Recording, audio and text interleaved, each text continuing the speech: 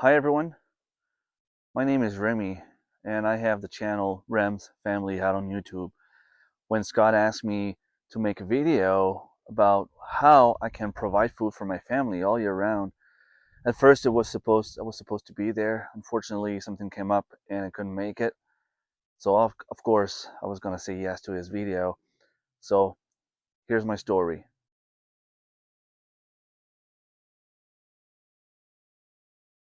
I live in growing zone 4B in northern New Brunswick and I have 5 kids. It is expensive. It is expensive. The grocery is expensive. So when 2020 arrived with everything that we all know, I decided that it was time for me to take things into my own hands. Since I was home anyway and I wasn't really allowed to do much, I decided to go all out on the homesteading life and simply try to grow as much food as possible for my family. Not only is it better, it tastes better, it is more healthy, and it's a whole lot cheaper than what you get at the grocery store. And I did all the math for that in a few of my videos, and I will be talking about all of that here on this video. We got to the point, my girlfriend and I, where it was about $800 a grocery bi-weekly, and even then, we weren't really eating the way that we wanted to because it was so expensive. We would have to cheat a little bit sometimes by getting snacks that would be cheaper, but a lot worse on the health. And I started having stomach problems. I needed to take medication for my belly because I was always having food poisoning, indigestions, heartburns, acid reflux. All of this started happening, and I decided that it was time to take things into my own hands. Luckily, my grandmother taught me a thing or two in the past about gardening. She taught me a thing or two, and that started helping me, I guess, having the desire to garden, to do more. I always wanted to have a garden here and I always failed. But 2020 was a year that everything turned around. Everything that I'll talk about in this video is probably not the way that you would do things at your place. It's probably not perfect either. I mean, let's face it. I have the greenhouse back there that's been destroyed by the wind. I have another one back there that I'm going to show you that's, you know, the metal bars are all crumbled up and it's wasted. There's nothing I can do with it. But I learned from my mistakes, and everything I did, I tried to surpass myself the next time. And I always do my best to do as much as possible, even if I have to do more than what I actually need, so that I end up having what I want. And then I can share the stuff with friends, family, colleagues. So what we'll cover in this video, I will be talking about how I prepare my gardening season, where I grow food, what kind of food I grow, how I decide what to grow. I'll also be touching a little bit on the farming part because I have some meat chickens, turkeys, rabbits. I will also be talking about foraging to complement my grocery. I'll be talking about foraging, hunting, and fishing. The first thing I did, I took some cardboard at work. I started with a garden of about 4 by 8. It's not much, but it was a good way for me to start, learn, and see what I could grow here. I went to the local farm not too far from here. They were selling compost the size of a tractor bucket for $30. I don't know if you know, but it is a lot of compost. I used about half the compost I had to fill out that garden. I used the other half to do little 4 by 8 garden I had back there. Now it's overgrown with weeds and raspberries and stuff, but we'll get to that later. But when I started with carrots, radishes, peas, and beans. Those were the basics. Those were the vegetables that my kids wanted to grow. Those were the vegetables that my kids wanted to snack on. Who doesn't like fresh carrots? I remember that this is the first thing my grandma told me or showed me in her garden. Now we try for cucumbers. I couldn't get them to grow here for some reason, but I didn't give up. One of the channel that taught me a lot about all that stuff is MI Gardener. Luke at MI Gardener is awesome. He will teach you everything you need to know about your garden. That being said, the first year I ended up with a few carrots, about one radish, a few beans, and a few peas. That didn't stop me because, like I said, 2020, I had plenty of time. I decided to go online and read and watch videos and do all I could to learn as much as possible about having a garden. The second year, I decided to take that 4x8 garden and just go with lettuce.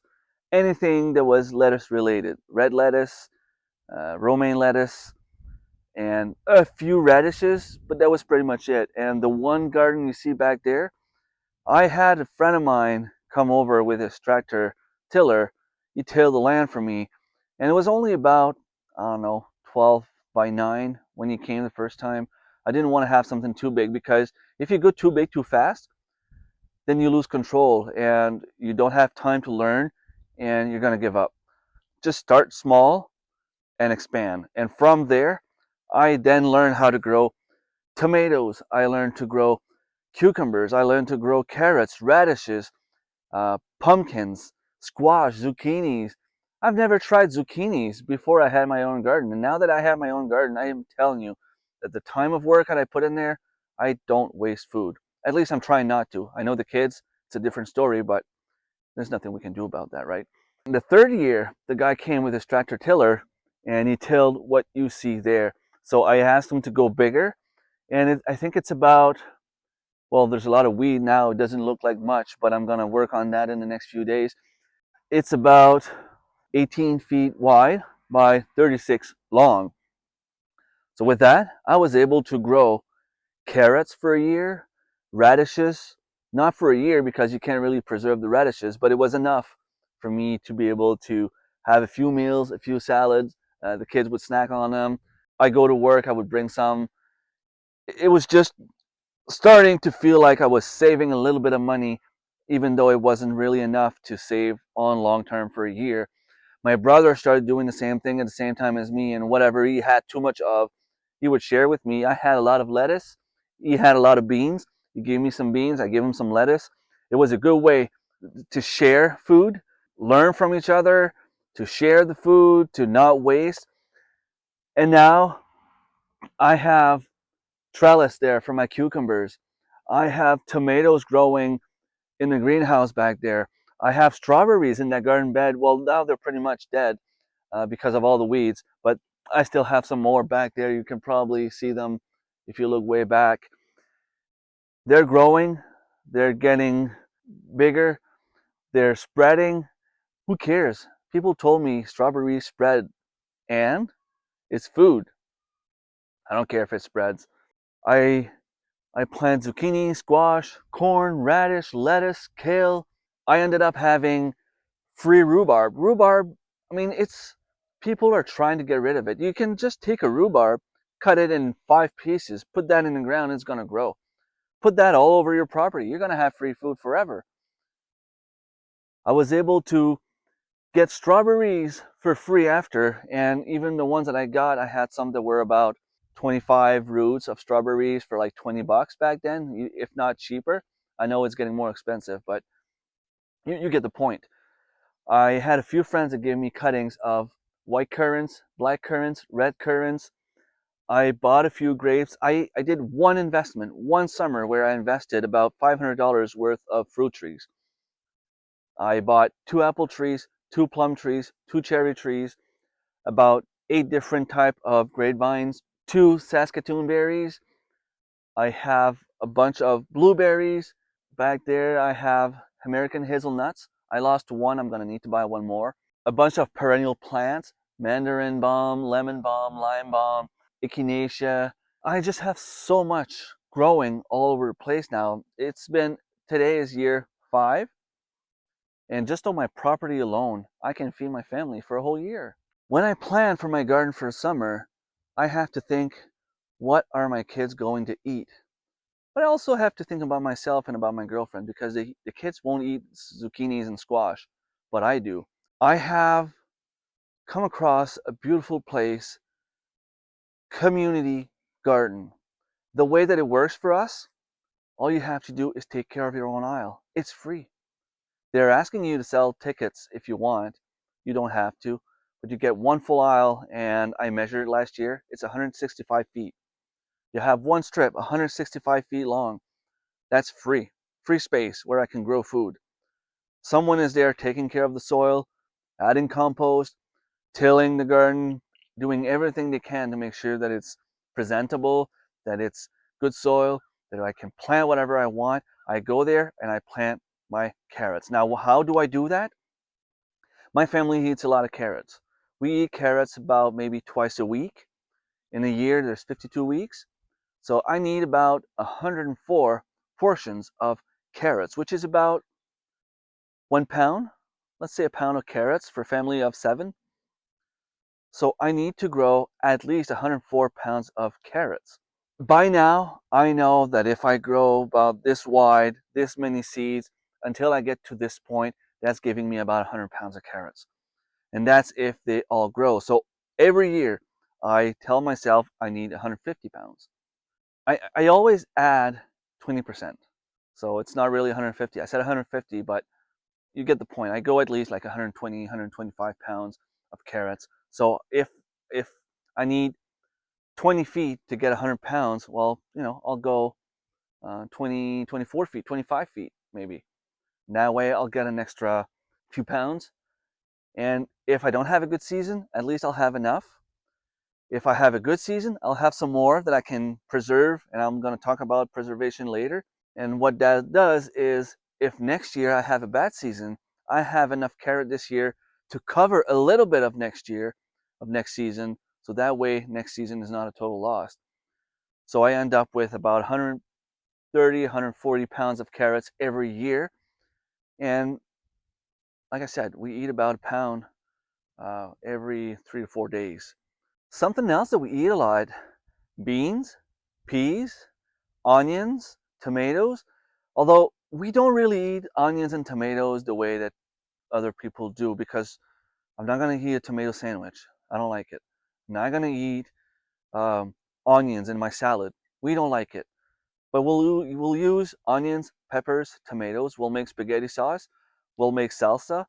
And we try to make as much as possible. But in order for my family to have at least one meal of spaghetti every second week, I need 1 jar of spaghetti sauce per week. So I need 52 mason jars of spaghetti sauce. The best I was able to do so far is 30. But I'm not giving up. I'm going to grow more tomato plants every year as long as I don't reach the amount that I need. And once I do, I'll know exactly how much tomatoes I need to make my spaghetti sauce for the family. I am good with the peppers. I have enough peppers. I usually have enough onions. I try to plant about 600 onions, knowing that out of those 600, about 100 of them will probably end up dying. The birds will play with them, turning them out upside down. So I might lose some. Some of them will not grow well. The ones that I get that grow well, I try to, the way I preserve them, I try to cut them into 1 cup size, and then I vacuum seal them and I freeze them. So when it comes to time to do the salsa or the spaghetti sauce, if it says that I need 5 cups, I take 5 bags out, put it in the pot, and it's ready to go. Something else that we love to eat is beans. Beans. My girlfriend and I are pretty much the only ones eating beans, cooked beans anyway. The kids enjoy the fresh ones from the garden, so I let them go in the garden. I usually have a few plants here just for them they can snack on, and I plant the rest at the community garden. And I've never ran out of beans. I still have beans from last year, and I'm gonna start planting some. And by the time I run out of beans, I'm gonna have some fresh ones. So I'm good with the beans. The radishes is the same thing. We usually plant a little bit to have a snack in the spring, in early summer, but we don't really preserve the radishes. It's not something that we can really easily preserve. We could pickle them, but it's not something we're really fond of, so we skip that part. Now, with all the perennials, all the fruits, I know that the kids can come outside and play and have fruits fresh from the garden at pretty much every season. I have honeyberries or ascabs, depending on the way you want to call them. They're growing back there. It's not enough to make jelly or jam yet, but the kids can still come out, grab some, eat them as they go. They can play, run around. Then it's the strawberry season. Then we have the raspberry season, the blueberry season, the grapes. I have some delicious grapes, but it's just a matter of starting now. Plant some fruit trees, do what you can. I know it's expensive. There's always people willing to give away free trees, free cuttings, um, free roots, or there's always a way to get your food forest growing and going without spending too much money. I started learning about air layering last year, and I should have about 20 more apple trees this year. Now, they're probably not going to survive all of them, but if I get 2, 3 of them, it's 2 or 3 apple trees that I got for free. There's also, if you look around, either on Marketplace or where people throw away their stuff, there's always some free stuff. I always like to recycle, reuse stuff, repurpose. Those old pallets, I don't even know what they were used for, but if you look at them, the black will attract the sun. It means that this will stay warm, or at least warmer than the rest of the garden. I have a couple of them. I put them there on top of a tarp to cut the weeds from underneath. Now I probably have a mice issue down there, but that's another problem, right? I was able to plant herbs in there. So I had a total of 1, 2, 3, 4, 5, 6. I have a total of 6 pallets like this with 9 holes in each of them. So I have 54 different type of perennials, herbs, even annuals growing in there. And I have a few black buckets. I planted a few extra tomato plants, pepper plants, because like I said, the black attracts the sun. It's a little bit warmer. If I don't have enough space in my greenhouses, at least I have a few more growing onto those pallets. They don't take any space. They're also helping me cover the ground so that it composts everything underneath, composts and dies, and all that stuff is happening. So I'm saving space for, like, it's not lost space in terms of I need to sacrifice that aisle for a year. I was able to use those pallets and still grow stuff there. The trellis I have way back there for my cucumbers is a good way for me to save space, because instead of having the cucumbers grow all over the place, they're growing up, and I put them on the trellis on the net that I have there, and it's a lot easier to pick, it's a lot easier to see, and it's a lot easier for the plants to get all the sun that it needs. The black tarp, it's not something that I'm used to have. I put that down last year because the weeds were just overwhelming. There was no way for me to have time to do a full-time job, take care of the community garden, take care of my farmed animals, try to find some time to go fishing with the kids' activities and stuff to remove all the weeds. It was just impossible to do. So by putting the weed barrier there, I made a few holes, and I dig out the soil that's there, and I put the plant that I have growing in another pot. Like, if I had bean plants, I just dig the space that I need, and I put I remove the plant from the pot and I just put it there, and it's been growing nicely since I did that. I didn't have any issues with weeds. I have a little bit of weed growing like in between because I needed to pack the weed barrier with soil, but beside that, it's been growing nicely. So I get about uh, 10 to 15 different vegetables growing here, and I have about 30, 40 different type of fruits. They're not all growing in the quantities that I need, but it's getting there. I have a hop plant back there. I have strawberries, raspberries. I have apples, cherries.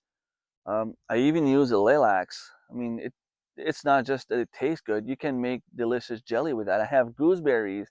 I have grapes. I have kiwis down there. I have black, red, white currants. I have blueberries, honeyberries. I have sea buckthorn berries back there. And if I move on the side to try to remember everything I have some more apple trees there, plum trees. I have some plum trees back there. It's just, I have so much stuff growing. Cranberries, um, longanberries, blackberries back there. I have a mulberry tree growing.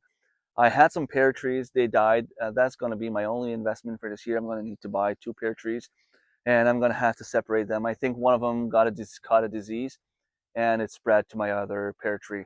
So I took them out. They were both dead. That's one thing you have to make sure when you plant a bunch of fruit trees in your fruit forest. Try not to put the same type of trees next to each other. Like don't put two apple trees together and then two plum trees. Separate them. You go with pear, plum, apple, cherry, pear, plum, and so on. So they will still pollinate. The pollinators will do their job. And if there's a disease that's spreading amongst them, well, hopefully it'll stop after the first tree and you'll be fine after that. And I mean, I couldn't have all of this if I bought everything brand new at the store and started planting everything and go like crazy. No. In the community, in the homesteading community, we have family, we have friends, we make family, we make friends, and we can all share the bounty with each other because I have some friends that gave me the white currants. I have someone else that gave me the black currants. I have someone that gave me red currants because those fruit trees, those shrubs, they spread and people want to get rid of them. They're just giving them away. I mean, if you want some stuff, just give me a call and I'll let you know where you can find some. I ended up having two chums, which is an hybrid of cherries and plums, red currants, rhubarb for like $5. I gave the lady $5. She didn't want to have anything. She even gave me one of the kiwi that I have down there. I have my girlfriend's cousin gave me a bunch of blackberries and rose bushes. Even the rose bushes, you can take the rose hips and make some delicious jelly with that. But what I do is I clean them up, I dehydrate them, and I make myself some teas very, very rich in vitamin C. So see, you can use everything that's growing on your property, not just the stuff that you grow, but the food forest itself, the garden itself, plus all the plants that are growing on your property. You can also use most of them as food. It always amazes me that people go hungry. I never know, I never understand, like, why? Because, okay, I get it. Would you rather have a salad of dandelion leaves or a nice, beautiful stuffed turkey with fresh vegetables from the store? People want to get the fresh turkey, the stuffed turkey from the store with vegetables and the big meal, the big dream. It's not fun to eat dandelion leaves, but if I had no choice, I would. If I got lost in the woods, there's 200 different things you can eat in the woods. Now, don't just go out there and start eating everything you find. You need to know your stuff. And the best way to know is to have someone bring you in the woods and show you the stuff that's good and show you all the lookalikes because you can have two different things looking very, very similar, one of them being deadly and the other one being tasty. And you don't want to take that chance. 50-50 is not really a good uh, a good chance to take. But you know dandelion. Everybody has dandelion growing on their property. I've done some dandelion jelly with the yellow flowers. I've done some salad with the leaves. I've done some tea with the dandelion roots. And it's not only helping my soil be healthier by removing the stuff that doesn't belong, but it's also quite delicious. The chicory, we have chicory growing around here in the wild. I give some seeds away to a few friends a couple years back. It looks kind of like dandelion, except that the flower is not yellow. The flower is blooming a lot later in the season. It's purple. The roots itself is known to be a very good coffee replacement. But if you can't grow them at home and you know where to find them, that's another way to save money on food. But what I do is not only those plants. I don't just go out and eat any dandelion that I can find because we have a dog. The dog goes out. We have mice. I don't want to eat anything that could be contaminated with rodents and stuff. I go in the middle of the property way back there where I know the dog's not going, where I know that there's less chance of animals to be there. I still wash my food, but I know there's more chance that it's probably a lot healthier. I'll go in the woods also harvest hazelnuts, blueberries, uh, chokecherries, straws like field small strawberries, wild strawberries. They're quite delicious. They're probably the best thing you'll ever have in your life. And that done in jam, oh my God. If you've never tried that, you have to try that. It's like the best thing ever. But lately, what I've been learning is all about mushrooms. That's something that a lot of people are scared of. In New Brunswick, there's probably, I don't know, 1,000 different type of mushrooms. And there's only like maybe 5 of them that could potentially kill you. Some of them will make you sick, don't get me wrong. Don't go out there and start eating everything you find, because you will get sick and that could kill you on the long run.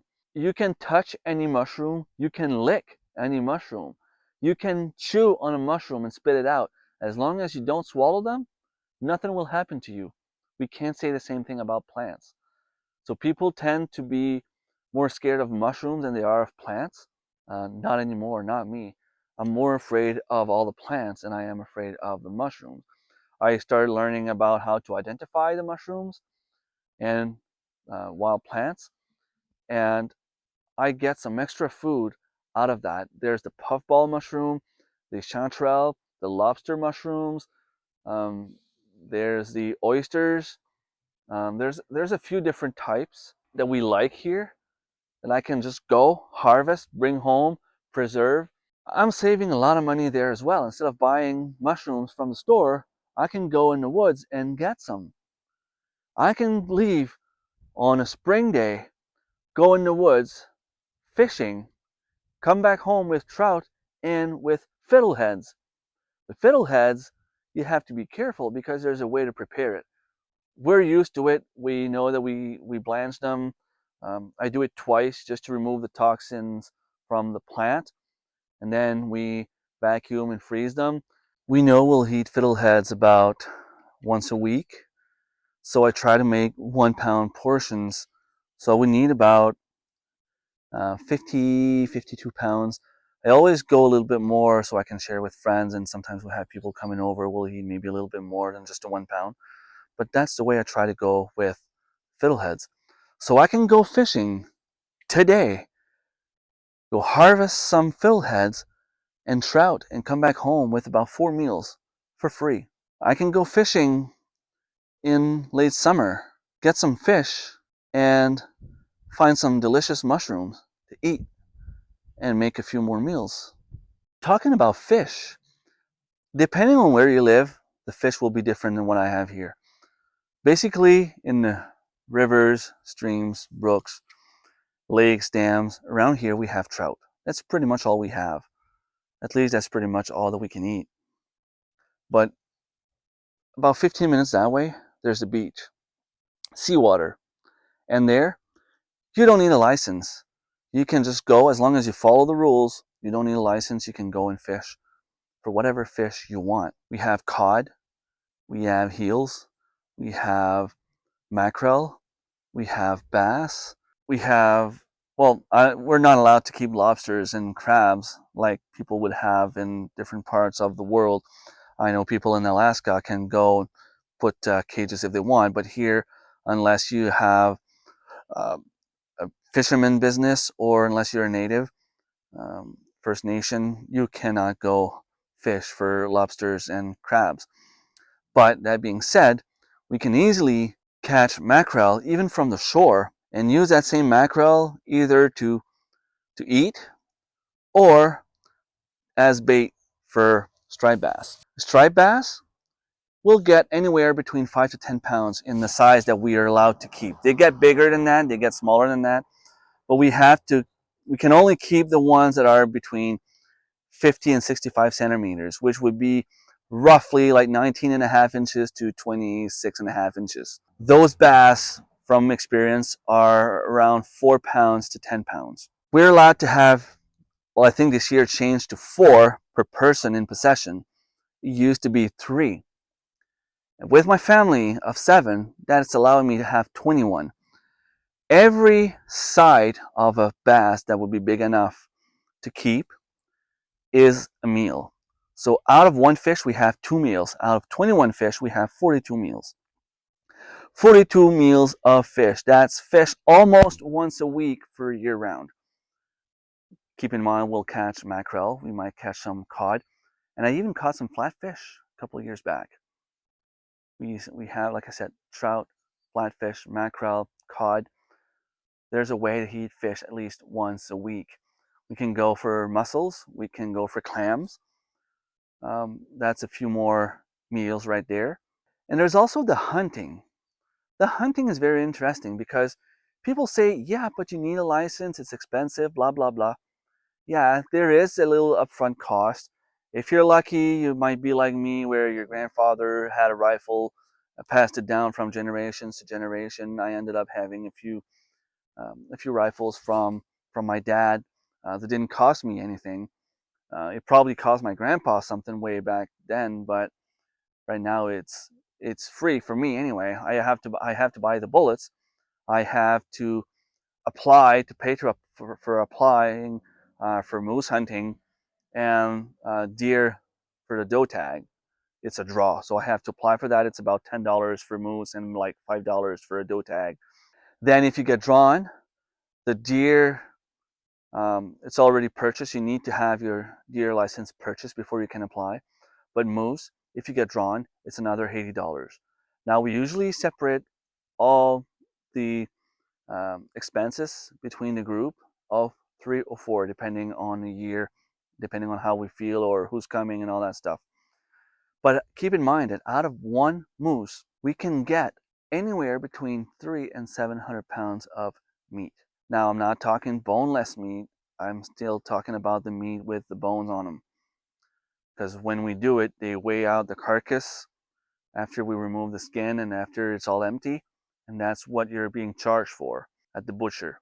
Last year, I ended up with 657 pounds of moose meat. I was with my uncle, my dad, and obviously myself. My dad already has a trailer camping in the woods all summer long.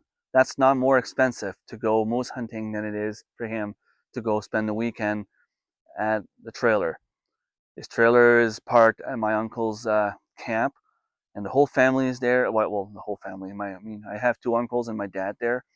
They're all there together most of the time. They spend time together. They go four-wheeling, side by side, ATVs. They go fishing. They go exploring. They love it. They enjoy it. So being out there for moose hunting is no different for them. So basically, whether you buy food for your home or for the hunting season, you still got to eat.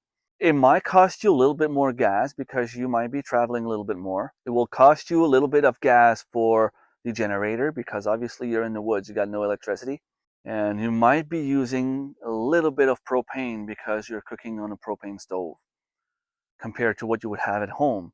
But keep in mind, a moose, the moose that we got last year was 657 pounds of meat. My dad didn't want to have any, and my uncle didn't want to have any. There's no way we can eat that much food in a year. So I had to share. I did all the paperwork, everything was done legally. I shared all the meat with my brother and my friend Jack from Good Timber Farm. Obviously, my brother's family is going to get his share. All they had to pay, both of them, was their share of the butcher, the cut, the part of the butcher. Why Jack? Well, I still have a lot of friends around here who would love to have meat. But we kind of have a deal with them where we provide the moose meat, or if any one of us gets a tag, he's coming with us. Last year we didn't have the tag; it was my uncle, so he decides who he wants to bring with him. But if we have our tag, Jack comes with us. In exchange, he's finding us a place for deer hunting, which he did for the last 3 years. We were able to harvest a deer. So not only did I get about 250 pounds of venison of moose meat, they also got about 100 pounds of venison. That's a lot of meat when you think about it. Plus the pork, plus the chickens, plus the turkeys that I was farming on my friend Sarah's property, plus the rabbits, plus the grouse that I was able to hunt as well. Those are all things that I can get that's not going to cost me much, because whenever I go grouse hunting, we like to do a little trip with the kids. We'll bring a snack, a little picnic kind of. We might get a grouse, we might not, but even if we don't, it's usually the wild apple season. So we can go in the woods, harvest about 100 pounds of apples in a day. We'll get maybe 4, 5, 6 grouses. So that would be 2 meals for my family, plus all the apples. We make jelly, apple pies, apple leather. Some of those apples are delicious to eat right up. There's the different ways to save money from a homestead in terms of food is ridiculous. There's so many different ways. I was in a competition last year where I had to weigh everything that I was harvesting, everything that I was foraging, fishing, hunting, everything that I didn't buy from the store. I was able to use it in the competition. And I did a little bit more than what they were asking of me. I'm pretty good with computers. I'm pretty good with Excel. I made myself a little spreadsheet with everything that I was harvesting, all the days that I was harvesting them, because you needed to know, like, on a day-to-day basis what you were harvesting and when, and how much in terms of weight. And at the end of all of that, I added the cost of what you would pay for those items at the store. Now, tomatoes that I grow in my garden is better than what you buy at the store, but I still went, if it was $2.99 for 2 pounds of tomatoes, I put a $2.99 for 1 pound of tomatoes from my garden. Where it was tricky was where you couldn't find the item at the store. Like moose, you're not going to find moose meat at the store, but you can find beef. I prefer moose over beef, and beef goes for what, like $5, $6 now per pound. I added the moose the same cost as beef back then. I did the same thing with grouse compared to chickens. I had my own chickens and all that stuff. I calculated everything that I harvested with the amount of food that I had, and I subtracted what it cost me in terms of investment, and I ended up saving $10,000 of food. I had about 1,200 pounds of vegetables, cucumbers, pumpkins, squash, zucchinis that go up pretty fast. Um, I had carrots, beans, peas, beets. I know lettuce doesn't weigh that much, but I was still able to save some money there. With everything that I was foraging, I saved money on apples, I saved money on blueberries, I saved money on raspberries. I have some apple trees here that was counted in the gardening aspect, and I had some that was counted in the foraging aspect because they were not on my property. And talking about blueberries, I have a colleague that takes her vacation during the blueberry season. She takes 2 weeks off. Out of those 14, well, 16 days, because she's obviously not working the previous and the last weekend, so that's a total of 16 days off. She takes about 10 of those days where they have a camp. They go spend the 2 weeks at the camp, but they take 10 out of those days where they'll just go forage, harvest blueberries. They do about a gallon an hour each, and that's something they love to do. They love doing it. For them, like, that's the best vacation they can ask for. They spend time together, they spend time in the woods, and they're harvesting about 200 gallons of blueberries between the both of them in a season. Those go for $25 to $30 a gallon. They pay for their whole hunting trip after with that, and obviously a lot more into their hunting trip. But there's a lot of ways you can get free food out of nature. I talked about the mushrooms. I talked about plants. I talked about fruits, nuts, all that stuff you can forage. You can hunt. I know here we can hunt for grouse, rabbits. You could, in theory, you could hunt for geese and ducks, bears, moose, deer. I mean, it's all out there. Don't abuse any of it, but it's there. You're allowed to. It's free food. I mean, it's kind of free food. A garden is a good way to grow some more food. I have a bunch of perennials, a bunch of fruit trees. I have a garden here. I have the community garden. I have some stuff on Serge property as well, even though I don't have much success because I take the leftovers of his property because I already have so much growing stuff. I usually plant the stuff that I have extra of. Like if I have too much pumpkin seeds, I might plant a few pumpkins there, um, and stuff like that. I maybe had like an extra 50 to 100 pound of food there last year. Not that much, but I have a lot here. It's not all to have all that food, but you also need to preserve it. What are the different ways to preserve? Well, for one, I dehydrate some stuff, and I have two ways of doing it. I have a dehydrator. I'll make some jerky with some of the meat. I'll dehydrate um, some some sauce, like apple sauce or strawberry that I will make like apple leather with, fruit leather. I will dehydrate all kind of plants, herbs, and the herbs. I don't always put them in the dehydrator. I also have like one of those big hanging baskets that are designed especially for that, where I can put all the herbs in and just let it dry with the breeze, the wind, or the sun outside. I will also freeze stuff. A lot of stuff can be frozen just right off the back. Most of the stuff will go to the freezer for at least a little while because I don't always have time to process everything as it comes out. Harvest, harvest, harvest. Like I have the potatoes, tomatoes, beans, beets, carrots, all of that happening pretty much at the same time as the meat, the chickens, and all that stuff. I don't have all the time in the world to preserve all of that in with my pressure canner. So some of that stuff will go in the freezer. Tomatoes, peppers, onions. I try to vacuum seal them in little sizes of 1 cup.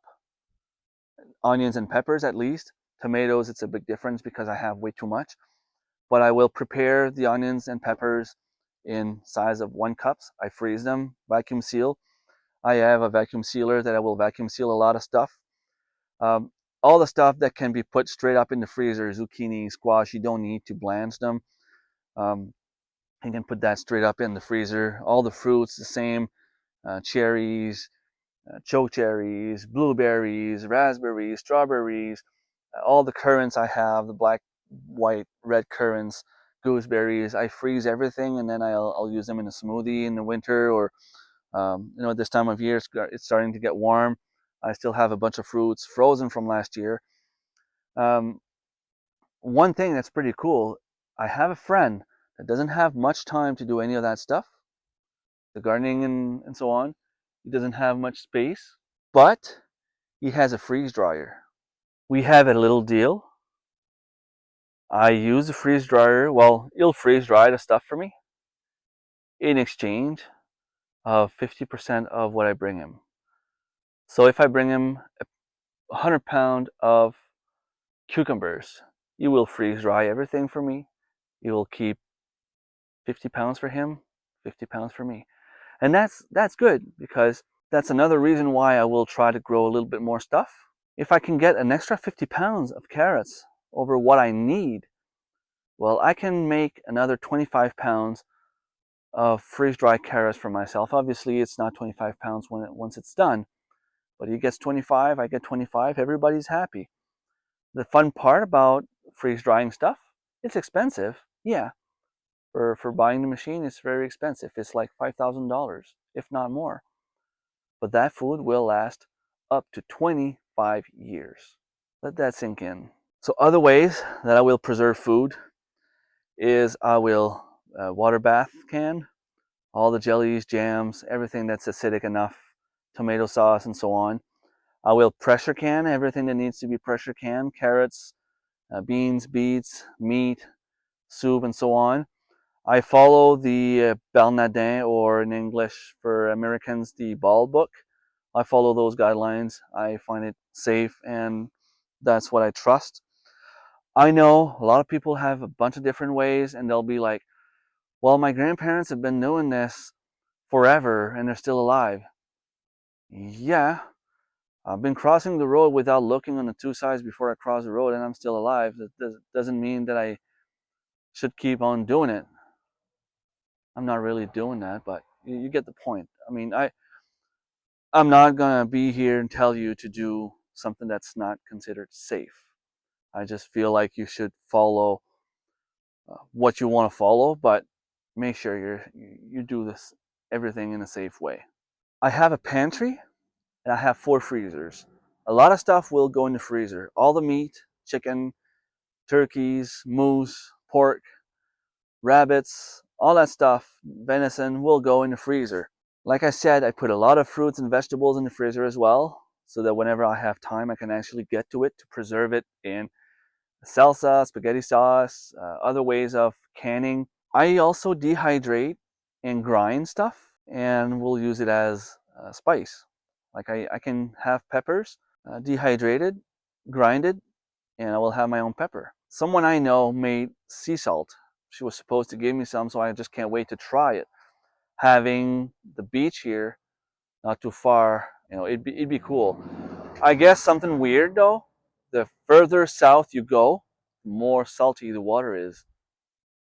But there's a few different videos out there on YouTube where you can learn how to do your own sea salt. But that's definitely something I would love to do at some point. That's another way, I guess, to preserve food, cure the food, the meat, put it on salt, and it's supposed to last a lot longer. It's not something I've ever tried, but it's something that you could do. The thing about my pantry is it's not that big. I mean, I have this somewhat big shelf where I can fit about 100 mason jars. I have a few shelves. I'll have a few things in the kitchen as well. I have a few places where I like to put some stuff away, but basically we have food all over the house at some point in the season. The kitchen looks like a grocery store. I have people coming in asking about different type of squash, and I'm just like, take them and try them. Try them. People come over once a week just to get some squash and zucchinis, and that's cool. That's cool. That's lovely because I don't need all that stuff. And of course, we still go to the grocery store. Of course, the kids are a little bit fussy when it comes to some of those things. They don't like eating always the same thing. And I'm not saying that we never go to the grocery store. I'm not saying we never go to the takeout. We eat out in restaurants like everybody else, but we do it because we can. And we do it because we can afford it. And the reason we can afford it is because we save so much money on everything else. Think about it. If you can save $10,000 worth of food in a year by foraging, keep in mind I do it on my own. My girlfriend suffers from Meniere disease, which means she has a little problem with her ears balance and stuff, and she can't look down to harvest vegetables. She can't stay in front of running water for too long, so she can't really help me bland stuff. She can't help me cook stuff for too long. So I do pretty much everything on my own. She'll help me like cut vegetables and stuff like that. But imagine if your family and everyone in the family helps, the amount of food you can get. I do that all on my own with a full-time job, with all the activities, parascholar activities. I used to play softball myself, all that, and I still managed to save $10,000 on food. So if I did it, you can do it too. Another way to save money on fruit trees, because yeah, if I had to pay for all of that, it wouldn't be worth it. But other than having friends and family providing stuff, if you want to buy stuff from a local nursery somewhere, wait until the end of the season. Wait until they're running out of stuff to sell. Then you might get stuff at 50% off. It'll still work. I bought a blueberry plant a couple years back at $10. There was more than $10 worth of blueberries on that one plant. So right there, I saved money already. And if the blueberry plant survives, I win in my investment. And if it doesn't survive, if it hadn't survived, I was still running even by having at least $10 worth of blueberries on it. I was able to do that with raspberries, and you should see the amount of raspberries I have.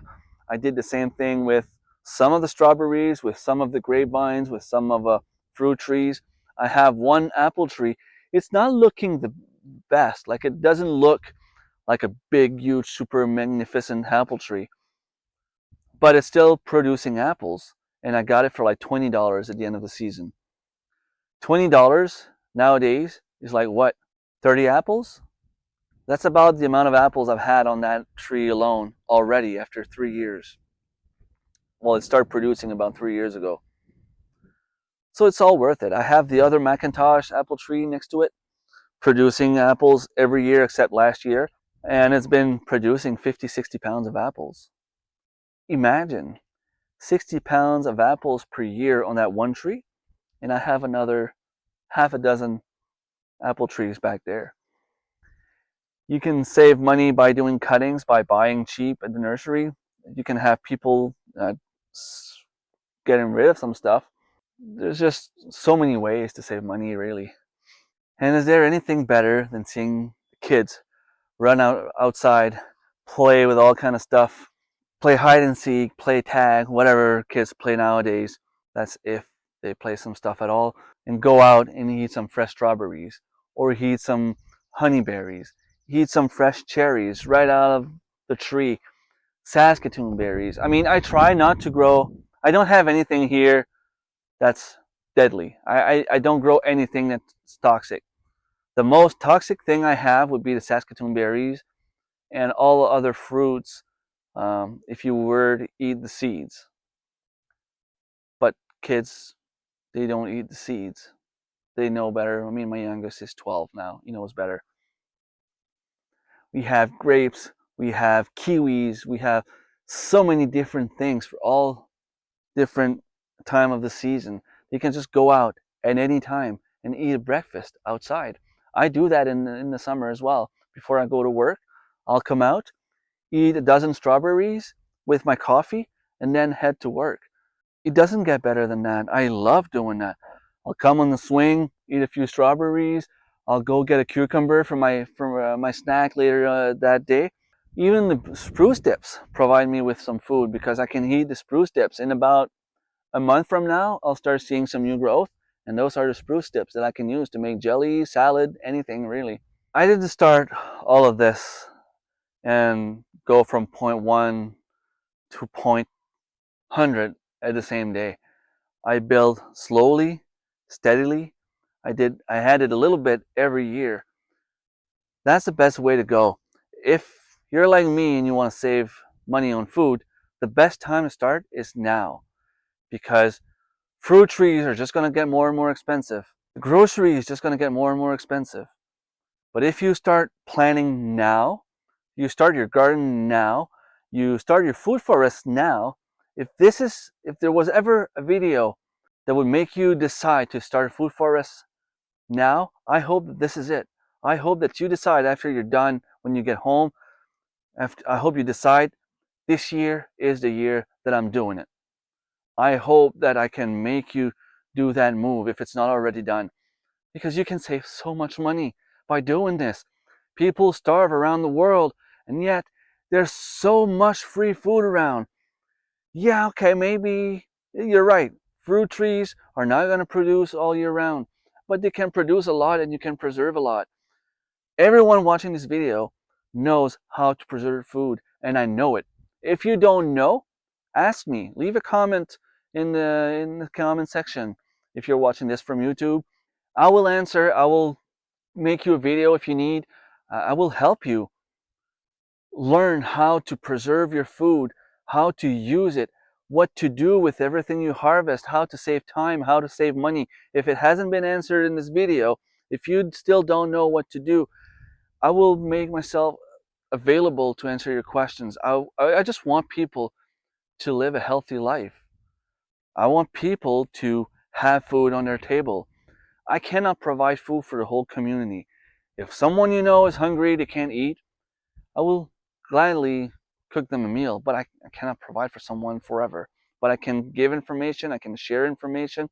I can do that. I can share. Start planting your food forest now. Start with apples if you can, or depending on what growing zone you're in, you would know what your fruit trees are. Apples, pears, grapes are pretty easy to grow as well. You can put grapes on a trellis. They'll they'll go crazy. They'll go crazy and provide a lot of grapes. It's just a matter of finding the right type of grapes you want, the ones without seeds or the one with the right taste. I'll have kiwis, strawberries, raspberries, blackberries. I have a mulberry tree back there. What I did with my food forest is I have a bunch of fruit trees with a bunch of shrubs around them and a bunch of perennials around them. I have herbs and stuff like that. I have crazy amount of mint that repels the mice and other rodents, and it's good in the tea. It's right there for me to harvest in a few weeks. I hope I inspired you. I hope I give you enough information for you to start. Don't jump in it going crazy overboard. Just do a little bit at a time. You don't need to have 50 chickens the first year. Try with 5. Try with layers. Try with rabbits if you prefer rabbits. The poop is awesome fertilizer, by the way. Rabbit poop, you can just put it all over the place, and it's going to create amazing healthy plants after. Cherries, apples, they grow fast. In 5-6 years you should start having fruits, but if you don't start now, if you wait 5 years, you won't have fruits for another 10 years. The trees are going to get more expensive, the food is going to get more expensive. This is an investment that I can make, and it's almost like free interest on those investments, because I bought the apple tree when it was $50. Now they sell for $80. I saved $30 on that apple tree by buying it 10 years ago. And now it's providing me more and more apples every year. And instead of saving $30 of apples per year, I now save $40 of apples per year. See how the interest is working for me? And it's doing that for plums, cherries, raspberries, blackberries, Saskatoon berries, strawberries, all the different kind of berries, sea buckthorns, chums, plums, pears, the white, black, and red currants, the gooseberries, the goji berries, mulberries that I have back there. Everything is now free for me to harvest. Well, I hope you enjoyed this video. Thanks for watching. If you're watching from YouTube, please don't hesitate to share, like, subscribe if it's not already done. If you have any questions, don't hesitate to put them in the comments. I hope you have a wonderful, wonderful conference. I hope I didn't get you sleeping. I hope it wasn't too boring. And yeah, enjoy yourself. Hope you learned something. And hopefully next year I can make it. That's what I do. Family of 7. That's how I grow food.